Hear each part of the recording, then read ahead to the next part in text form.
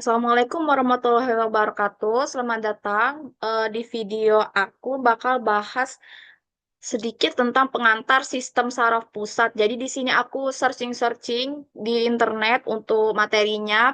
Jadi di sini aku ketemu dari website My Cleveland Clinic ORG.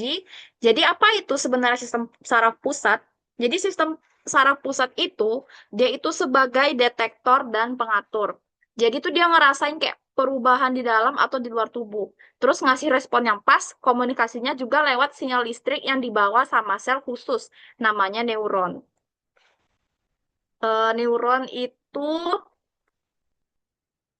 terus komponen utamanya itu ada otak, itu dia kayak pusat kendalinya, pusat koordinasinya, yang tempat mikir, terus mutusin tindakan. Kalau sumsum tulang belakang ini yang pink di belakang ini, itu jadi jalur tolnya buat komunikasi antara otak dan anggota tubuh lainnya.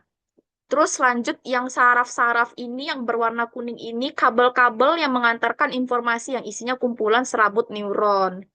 Terus pembagiannya itu ada dua, pembagian sistem saraf pusat sama yang sistem saraf tepi. Kalau yang sistem saraf pusat itu isinya ya cuman otak dan sumsum tulang belakang. Kalau sistem saraf tepi itu dia isinya kayak saraf-saraf yang menyebar ke seluruh tubuh dan kumpulan badan sel saraf yang juga disebut ganglia. Terus jenis serabut sarafnya itu ada saraf sensorik, motorik, sama saraf campuran. Kalau sensorik itu dia bawa informasi dari luar ke pusat otak. Misal kita ada kayak api, terus tangan jari kita itu megang. Nanti dia bakal bawa info nih, panas dari luar, dari jari kita itu ke pusat otak. Nanti motorik itu bawa perintah dari otak ke organ tubuh. Jadi pas pegang lilin, otak merespons itu panas, nanti motorik itu bakal menarik tangan kita dari si lilin tersebut.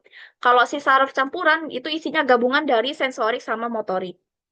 Terus kalau grup-grup saraf utamanya itu ada saraf kranial. Saraf kranial itu ada 12 pasang saraf yang keluar dari otak. Jadi itu fokusnya buat area kepala sama leher. Jadi itu termasuk saraf vagus yang juga ngatur organ dalam. Terus saraf spinal, itu sarafnya ada 31 pasang yang keluar dari susum tulang belakang buat ngatur tubuh dan anggota gerak kita. Jadi sistem saraf tepi dibagi jadi dua, sistem saraf somatik sama sistem saraf visceral. Kalau sistem saraf somatik itu dia ngatur hal-hal yang bisa kita kendaliin. Ya, atau yang kayak sadar, kayak otot rangka, kayak gerak tangan, kaki, dan refleks tadi yang pas kita pegang lilin. Terus sistem saraf visceral itu, dia itu autonom. Autonom itu artinya dia otomatis. Kayak hal-hal yang kita nggak perlu command, kayak kita perintah, tapi sudah terjadi gitu. Contohnya kayak detak jantung kita kan nggak ada merintahin detak jantung kita untuk bergerak.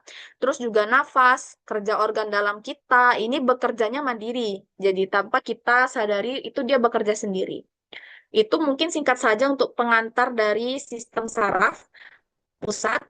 Saya akhiri, lebih kurangnya mohon maaf. Wassalamualaikum warahmatullahi wabarakatuh.